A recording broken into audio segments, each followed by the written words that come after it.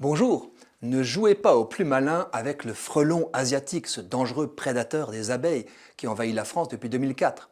Un agriculteur m'a raconté le coup de fusil de chasse tenté par son voisin sur un nid haut perché.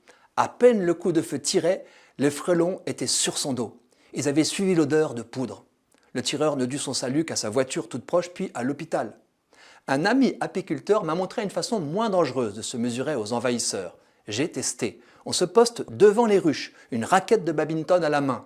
On observe les frelons prédateurs en vol stationnaire, prêts à fondre sur une abeille entrant ou sortant du petit trou qui sert de porte à la ruche, et on se défoule en revers ou coup droit. Ça marche bien, c'est même addictif, mais la lutte est dérisoire. Abattre quelques dizaines de frelons n'est qu'un vain défoulement. Alors que notre brave frelon autochtone, Vespa crabo, bâtit des nids pour 700 occupants, les énormes nids de l'asiatique, Vespa velutina, peuvent héberger plus de 6000 spécimens. Et ils sont souvent hors de portée dans les arbres, au perché, comme des cloches, et en plus dissimulés dans le feuillage jusqu'à l'automne, où ils apparaissent souvent trop tard. Certes, les pièges à bière et sucre se remplissent vite de frelons attirés dans leur entonnoir, mais ils détruisent beaucoup d'autres insectes utiles et ne vont pas à la source. Il faut savoir que le frelon asiatique adulte se nourrit de miella, nectar et fruits.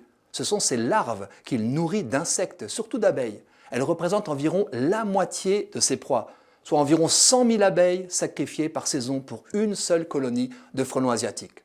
La façon dont les frelons procèdent est étrange. D'abord, ils font de leur capture une boule, ne gardant que son thorax, la partie la plus chargée en protéines. Par d'incessants va-et-vient entre la ruche et le nid, ils en gavent leurs larves. Ces dernières régurgitent en retour une substance que les frelons adultes se partageront. Vous l'avez compris, c'est tout le nid qu'il faut détruire. Mais comment atteindre ces forteresses aussi dangereuses que cachées?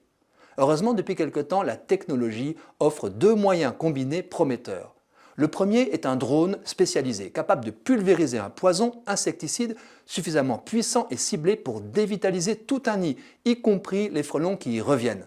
Le drone n'a évidemment que faire des dards. Il reste à trouver le nid.